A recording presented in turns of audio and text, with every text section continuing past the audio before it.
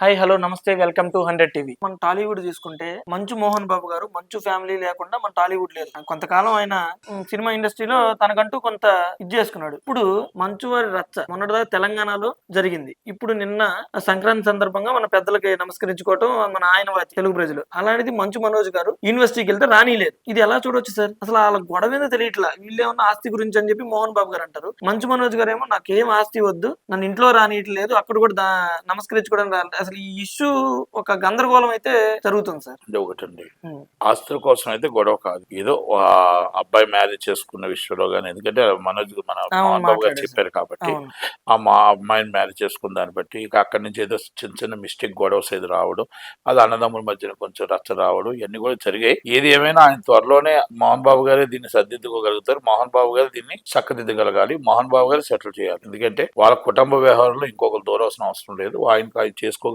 నమ్మకం ఉంది. ఓకే, వాళ్ళ నాయనమ్మని నా తాతయ్యని దండం పెట్టుకోవడానికి వెళ్ళాడు కాబట్టి అక్కడ ఆటోమేటిక్ గా కోర్టు ఆర్డర్ ఉంది కాబట్టి పోలీసులు ఆపడం జరిగింది. Court not to interfere court order ఉంది. అది కనుక ఆయన కష్టార్జితున్నది. మంచు మనోజ్ గారు టీడీపీలో చేరబోతున్నారు. అదే అవన్నీ రాజకీయాలండి. అది రాజకీయాలు వేరు. ఆయన వెళ్ళడం జరిగింది, వెళ్తే దండం పెట్టుకొని పంపించారు. ఇక్కడ ఏది ఏమైనా ఫ్యామిలీ విషయాలు, భార్య భర్తలు గొడవలు ఇవన్నీ అంటే ఏది చిన్న చిన్నవి ఇష్యూ ఉంటాయి. ఓకే, మామూలు మనకి మా అబ్బాయి మ్యారేజ్ చేసుకోవడానికి వాళ్ళకి ఇష్టం ఉందా, ఇష్టం లేదా, లేకపోతే దానికోసం ఎందుకు గొడవ వస్తుంది అనేది అవన్నీ ఇంటర్నల్ విషయాలు కాబట్టి దానికోసం మనం పెద్దగా డిస్కస్ చేసుకున్నాం. త్వరలోనే వాళ్ళ కుటుంబం అందరూ బాగుండాలి, కలిసి ఉండాలని కోరుకుందాం. అలాగే రాజకీయం అంటారు, మనోజ్ గారు ఇష్టం. ఆయన పార్టీ ఆల్రెడీ మోహన్ గారి గారు టీడీపీలో ఉన్నారు, వాళ్ళ అక్క గారు ఎమ్మెల్యేగా ఉన్నారు, వాళ్ళ తమ్ముడు వచ్చి ఆల్రెడీ పోస్టులు ఏదో ఉన్నారు, అలాగే అన్నింటిలో ఉన్నారు.